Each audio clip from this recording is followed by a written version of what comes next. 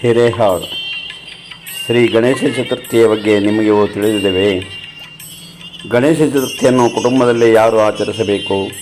ಗಣೇಶ ಚತುರ್ಥಿಯನ್ನು ಆಚರಿಸುವುದರ ಮಹತ್ವವೇನು? ಗಣೇಶ ಚತುರ್ಥಿಯಂದು ನೂತನ ಮೂರ್ತಿಯನ್ನು ಏಕೆ ತರಬೇಕು? ಗಣೇಶ ಮೂರ್ತಿಯು ಭಂಗವಾದರೆ ಅದರ ಪರಿಹಾರಗಳೇನು? ಈ ವಿಷಯಗಳಿಗೆ ಸಂಬಂಧಪಟ್ಟ ಮಾಹಿತಿಯನ್ನು ನಾನು ಇಲ್ಲಿ ನೀಡುತ್ತಿದ್ದೇನೆ. ದಯವಿಟ್ಟು ಎಲ್ಲರೂ ಲಕ್ಷ್ಯ ಕೊಟ್ಟು ಕೇಳಿರಿ. ಕುಟುಂಬದಲ್ಲಿ ಯಾರು ಆಚರಿಸಬೇಕು? ಗಣೇಶ ಚತುರ್ಥಿಯಂದು ಆಚರಿಸಲಾಗುವ ವ್ರತವನ್ನು ಸಿದ್ಧಿವಿನಾಯಕ ವ್ರತ ಎನ್ನುತ್ತಾರೆ. ವಾಸ್ತವದಲ್ಲಿ ಇದನ್ನು ಎಲ್ಲ ಕುಟುಂಬಗಳಿಗೂ ಆಚರಿಸಬೇಕು. ಅಣ್ಣ ತಮ್ಮಂದಿರೆಲ್ಲರೂ ಒಟ್ಟಿಗೆ ಇದ್ದರೆ, ಅಂದರೆ ಅವರ ದ್ರವ್ಯಕೋಶ ಮತ್ತು ಪಾಕ ನಿಷ್ಪತ್ತಿ ಅಂದರೆ ಒಲೆ ಒಟ್ಟಿಗೆ ಇದ್ದರೆ ಎಲ್ಲರೂ ಸೇರಿ ಒಂದೇ ಮೂರ್ತಿಯ ಪೂಜೆಯನ್ನು ಮಾಡಬೇಕು. ಆದರೆ ದ್ರವ್ಯಕೋಶ ಮತ್ತು ಪಾಕ ನಿಷ್ಪತ್ತಿಯು ಕಾರಣಾಂತರದಿಂದ ವಿಭಕ್ತವಾಗಿದ್ದರೆ ಬೇರೆ ಬೇರೆ, ಅಂದರೆ ಪ್ರತಿಯೊಬ್ಬರೂ ಅವರವರ ಮನೆಗಳಲ್ಲಿ ಸ್ವತಂತ್ರವಾಗಿ ಗಣೇಶ ವ್ರತವನ್ನು ಆಚರಿಸಬೇಕು. ಗಣೇಶ ಚತುರ್ಥಿಯ ಮಹತ್ವವೇನು?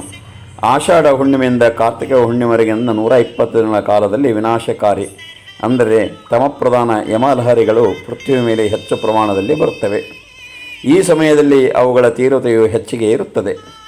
ಆ ಕಾಲಾವಧಿಯಲ್ಲಿ, ಅಂದರೆ ಭಾದ್ರಪದ ಶುಕ್ಲ ಚತುರ್ಥಿಯಿಂದ ಅನಂತ ಚತುರ್ದಶಿಯವರೆಗೆ ಗಣೇಶ ಲಹರಿಗಳು ಪೃಥ್ವಿಯ ಮೇಲೆ ಹೆಚ್ಚಿನ ಪ್ರಮಾಣದಲ್ಲಿ ಬರುವುದರಿಂದ ಯಮಲಹರಿಗಳ ತೀವ್ರತೆ ಕಡಿಮೆಯಾಗಲು ಸಹಾಯವಾಗುತ್ತದೆ.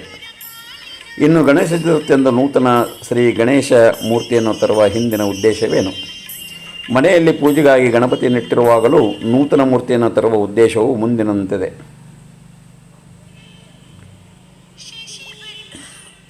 ಗಣೇಶ ಚತುರ್ಥಿಯ ಸಮಯದಲ್ಲಿ ಗಣೇಶ ಲಹರಿಗಳು ಅತಿ ಹೆಚ್ಚಿನ ಪ್ರಮಾಣದಲ್ಲಿ ಪೃಥ್ವಿಯ ಮೇಲೆ ಬರುತ್ತವೆ. ನಿತ್ಯದ ಪೂಜೆಯಲ್ಲಿರುವ ಮೂರ್ತಿಯಲ್ಲಿ ಅವುಗಳ ಆವಾಹನೆ ಮಾಡಿದರೆ ಅದರಲ್ಲಿ ಬಹಳಷ್ಟು ಶಕ್ತಿ ಬರಬಹುದು. ಇಂತಹ ಹೆಚ್ಚು ಶಕ್ತಿ ಇರುವ ಮೂರ್ತಿಯ ಎಲ್ಲ ಬಗೆಯ ಪೂಜೆ ಅರ್ಚನೆಗಳನ್ನು ವರ್ಷಪೂರ್ತಿ ಸರಿಯಾಗಿ ಮಾಡುವುದು ಕಠಿಣವಾಗಿರುತ್ತದೆ. ಏಕೆಂದರೆ ಅದಕ್ಕೆ ಕರ್ಮಕಾಂಡದ ಬಹಳಷ್ಟು ಬಂಧನಗಳನ್ನು ಪಾಲಿಸಬೇಕಾಗುತ್ತದೆ. ಈ ಕಾರಣಕ್ಕಾಗಿ ಗಣೇಶ ಲಹರಿಗಳನ್ನು ಆವಾಹನೆ ಮಾಡಲು ನೂತನ ಮೂರ್ತಿಯನ್ನು ಉಪಯೋಗಿಸಿ ನಂತರ ಅದನ್ನು ವಿಸರ್ಜನೆ ಮಾಡುತ್ತಾರೆ. ಗಣೇಶ ಲಹರಿಗಳಲ್ಲಿ ಸತ್ವ, ರಜ ಮತ್ತು ತಮದ ಪ್ರಮಾಣವು 5-5-5 ಹೀಗಿದ್ದರೆ ಸರ್ವಸಾಧಾರಣ ವ್ಯಕ್ತಿಯಲ್ಲಿ ಅದರ ಪ್ರಮಾಣವು 1-3-5 ಹೀಗೆ ಇರುತ್ತದೆ. ಆದ್ದರಿಂದ ಸರ್ವಸಾಧಾರಣ ವ್ಯಕ್ತಿಯು ಗಣೇಶ ಲಹರಿಗಳನ್ನು ಹೆಚ್ಚು ಸಮಯದವರೆಗೆ ಗ್ರಹಣ ಮಾಡಲಾರರು. ಶಾಸ್ತ್ರೋಕ್ತ ವಿಧಿ ಮತ್ತು ರೂಢಿ ಇವುಗಳ ಅವಧಿ. ಭಾದ್ರಪದ ಶುಕ್ಲ ಚತುರ್ಥಿ ದಿನ ಮಣ್ಣಿನ ಗಣಪತಿಯನ್ನು ತಯಾರಿಸಿ ಅದನ್ನು ಎಡಗೈ ಮೇಲಿಟ್ಟು ಕೂಡಲೇ ವಿಸರ್ಜನೆ ಮಾಡಬೇಕೆಂಬ ಶಾಸ್ತ್ರವಿದೆ. ಆದರೆ ಮಾನವರು ಉತ್ಸವ ಪ್ರಿಯರಾಗಿರುವುದರಿಂದ ಇಷ್ಟದಿಂದಲೇ ಅವರಿಗೆ ಸಮಾಧಾನವಾಗಲಿಲ್ಲ. ಆದ್ದರಿಂದ 1.5, 5, 7 ಅಥವಾ 10 ದಿನ ಗಣಪತಿ ಮೂರ್ತಿಯನ್ನು ಇಟ್ಟು ಉತ್ಸವ ಮಾಡತೊಡಗಿದರು. ಕೆಲವರು ಗಣಪತಿಯ ವಿಸರ್ಜನೆಯನ್ನು ಗೌರಿಯ ಜೊತೆಗೆ ಮಾಡುತ್ತಾರೆ. ಯಾರಾದರೊಬ್ಬರ ಕುಲದಲ್ಲಿ ಗಣಪತಿಯನ್ನು 5 ದಿನ ಇಡುವ ಪದ್ಧತಿ ಇದ್ದು ಅವರು ಅದನ್ನು 1.5 ಅಥವಾ 7 ದಿನ ಇಡಬೇಕಾಗಿದ್ದರೆ ಅವರು ಹಾಗೆ ಮಾಡಬಹುದು. ಇದಕ್ಕೆ ಯಾವುದೇ ಅಧಿಕಾರಯುತ ವ್ಯಕ್ತಿಯನ್ನು ಕೇಳುವ ಅವಶ್ಯಕತೆ ಇಲ್ಲ. ತಮ್ಮ ತಮ್ಮ ರೂಢಿಗನುಸಾರ 1ನೇ, 2ನೇ, 3ನೇ, 6ನೇ, 7ನೇ ಅಥವಾ 10ನೇ ದಿನ ಗಣೇಶ ಮೂರ್ತಿ ವಿಸರ್ಜನೆಯನ್ನು ಮಾಡಬೇಕು. ಗಣೇಶ ಮೂರ್ತಿಯು ಭಗ್ನವಾದರೆ ಏನು ಮಾಡಬೇಕು? ಮೂರ್ತಿಯ ಪ್ರಾಣ ಪ್ರತಿಷ್ಠೆಯನ್ನು ಮಾಡುವುದಕ್ಕಿಂತ ಮೊದಲು ಯಾವುದಾದರೊಂದು ಅವಯಕ್ಕೆ ಏಟಾದರೆ ಅಥವಾ ಭಿನ್ನವಾದರೆ ಚಿಂತಿಸುವ ಕಾರಣವಿಲ್ಲ. ಅದರ ಬದಲು ಬೇರೆ ಮೂರ್ತಿಯನ್ನು ತಂದು ಪೂಜಿಸಬೇಕು. ವಿಸರ್ಜನೆಗಾಗಿ ಅಕ್ಷತೆ ಹಾಕಿದ ನಂತರ, ದೈವತ್ವವು ಹೋದ ನಂತರ ಅವು ಅವಯಗಳಿಗೆ ಏಟಾದರೆ ಅಥವಾ ಭಿನ್ನವಾದರೆ ಆ ಮೂರ್ತಿಯನ್ನು ನಿತ್ಯದಂತೆ ವಿಸರ್ಜನೆ ಮಾಡಬೇಕು. ಪ್ರಾಣ ಪ್ರತಿಷ್ಠೆಯಾದ ನಂತರ ಅವಯಕ್ಕೆ ಏಟಾದರೆ ಅಥವಾ ಮುರಿದರೆ ಆ ಮೂರ್ತಿಗೆ ಅಕ್ಷತೆಯನ್ನು ಅರ್ಪಿಸಿ ವಿಸರ್ಜಿಸಬೇಕು. ಈ ಘಟನೆಯು ಗಣೇಶ ಚತುರ್ಥಿಯ ದಿನವೇ ನಡೆದರೆ ಬೇರೆ ಮೂರ್ತಿಯನ್ನು ತಂದು ಪೂಜಿಸಬೇಕು. 2ನೇ ಅಥವಾ 3ನೇ ದಿನ ನಡೆದರೆ ಹೊಸ ಮೂರ್ತಿಯನ್ನು ತಂದು ಪೂಜಿಸಬೇಕಾಗಿಲ್ಲ. ಮೂರ್ತಿಯು ಸಂಪೂರ್ಣ ಭಗ್ನವಾದರೆ ಕುಲೋಪುರೋಹಿತರ ಸಲಹೆಯಂತೆ ಯಥಾವಕಾಶ ಅದ್ಭುತ ದರ್ಶನ ಶಾಂತಿಯನ್ನು ಮಾಡಿಸಬೇಕು.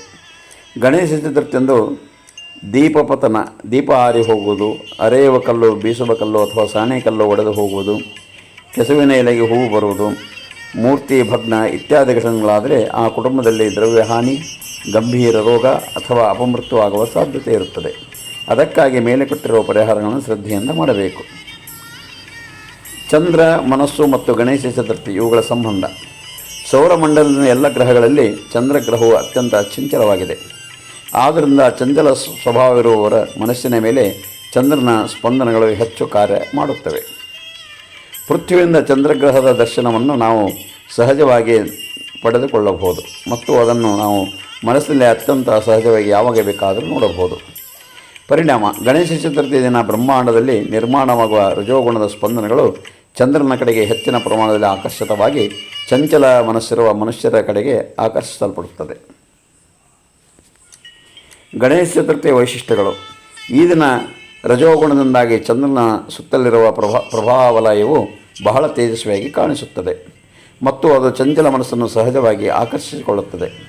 ಈ ದಿನ ಚಂದ್ರದರ್ಶನವನ್ನು ಪಡೆದುಕೊಂಡರೆ ಚಂದ್ರನು ತನ್ನ ಪ್ರಚಂಡ ರಜೋಗುಣದೊಂದಿಗೆ ಮನಸ್ಸಿನಲ್ಲಿ ಬೇರಿರುತ್ತಾನೆ. ಮನಸ್ಸಿನ ಮೇಲೆ ಮೂಡುವ ಅವನ ಚಿತ್ತವು ಅಷ್ಟೇ ಚಂಚಲವಾಗಿರುತ್ತದೆ. ಆದ್ದರಿಂದ ಅದು ಯಾವ ಕಾರಣಗಳು ಇಲ್ಲದಿರುವಾಗಲೂ ಮತ್ತು ಯಾವುದೇ ಸಮಯದಲ್ಲಿ ಮನಸ್ಸಿನ ಮೇಲೆ ಮೂಡುತ್ತದೆ.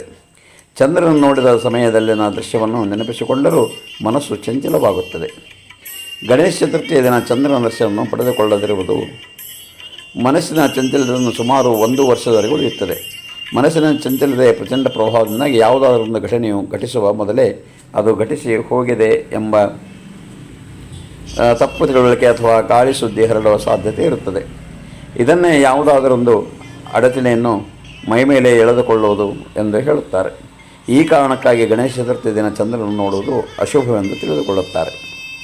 ಜ್ಯೋತಿಷ್ಯ ಮತ್ತು ಚಂದ್ರದರ್ಶನ: ಗಣೇಶ ಚತುರ್ಥಿಯಂದು ಯಾವ ವ್ಯಕ್ತಿಯ ರಾಶಿಯಲ್ಲಿ ಯಾವುದೇ ಸ್ಥಾನದಲ್ಲಿ ಚಂದ್ರನಿದ್ದರೆ ಅವನು ಚಂದ್ರದರ್ಶನವನ್ನು ಮಾಡಲೇಬಾರದು. ಇಂತಹ ವ್ಯಕ್ತಿಯು ನೀರಿನಲ್ಲಿ ಕಾಣಿಸುವ ಚಂದ್ರನ ಪ್ರತಿಬಿಂಬವನ್ನು ಸಹ ನೋಡಬಾರದು. ಏಕೆಂದರೆ ನೀರಿನಿಂದ ನೆನೆದಿರುವ ಮಣ್ಣಿನಲ್ಲಿಯೂ ಪ್ರಜನನ ಶಕ್ತಿ ಹೆಚ್ಚಾಗಿರುವುದರಿಂದ ಅಲ್ಲಿಯೂ ಪ್ರಚಂಡ ಪ್ರಮಾಣದಲ್ಲಿ ರಜೋಗುಣವು ನಿರ್ಮಾಣವಾಗಿರುತ್ತದೆ. ಗಣೇಶ ಚತುರ್ಥಿಯಿಂದ ಚಂದ್ರದರ್ಶನವಾದರೆ ಏನು ಮಾಡಬೇಕು? ಒಂದು ವೇಳೆ ಅಪ್ಪಿತಪ್ಪಿ ಏನಾದರೂ ಗಣೇಶ ಚತುರ್ಥಿಯ ದಿನ ಚಂದ್ರನನ್ನು ಕಂಡರೆ ಶ್ರೀಮದ್ ಭಾಗವತ 10ನೇ ಸ್ಕಂದದ 56-57ನೇ ಅಧ್ಯಾಯದಲ್ಲಿ ಬರುವ ಸಮಂತಕ ಮಣಿಯ ಕಥೆಯನ್ನು ಶ್ರದ್ಧೆಯಿಂದ ಓದಬೇಕು ಅಥವಾ ಕೇಳಬೇಕು. ಭಾದ್ರಪದ ಶುಕ್ಲ ಪಂಚಮಿಯಂದು ಚಂದ್ರದರ್ಶನ ಮಾಡಬೇಕು. ಇದರಿಂದ ಚತುರ್ಥಿಯ ಚಂದ್ರದರ್ಶನದಿಂದ ಹೆಚ್ಚಿನ ಸಮಸ್ಯೆ ನಿರ್ಮಾಣವಾಗದು. ಗಣೇಶ ಚತುರ್ಥಿಯಂದು ಚಂದ್ರದರ್ಶನ ಆದರೆ ಮುಂದಿನ ಮಂತ್ರದಿಂದ ಮಂತ್ರಿಸಿದ ನೀರನ್ನು ಸೇವಿಸಿ ನೀರನ್ನು ಅಪಮಂತ್ರಿಸಲು ಮತ್ತು ಈ ಮಂತ್ರವನ್ನು 21, 54 ಅಥವಾ 108 ಬಾರಿ ಜಪಿಸಿ. ಸಿಂಹ ಪ್ರಸೇನ ಮಮಧೀತ ಸಿಂಹೋ ಜಾಂಬವತ ಹತಃ ಸುಕುಮಾರಕಾಮಾರೋಧಿಸ್ತವಹೇಶ ಸಮಂತಕಃ. ಬ್ರಹ್ಮವೈವರ್ತ ಪುರಾಣ ಅಧ್ಯಾಯದಲ್ಲಿ 78ನೇ ನುಡಿ. ಅರ್ಥ: ಹೇ ಸುಂದರ ಸುಕುಮಾರ, ಈ ಮಣಿಗಾಗಿ ಸಿಂಹವು ಪ್ರಸೇನನ್ನು ಕೊಂದು ಹಾಕಿತು ಮತ್ತು ನೀನು ಜಾಂಬವಂತನು ಆ ಸಿಂಹನನ್ನು ಸಂಹರಿಸಿದರು. ನೀನು ಅಳಬೇಡ, ಈ ಸಮಂತಕ ಮಣಿಯ ಮೇಲೆ ನಿನ್ನ ಹಕ್ಕಿದೆ.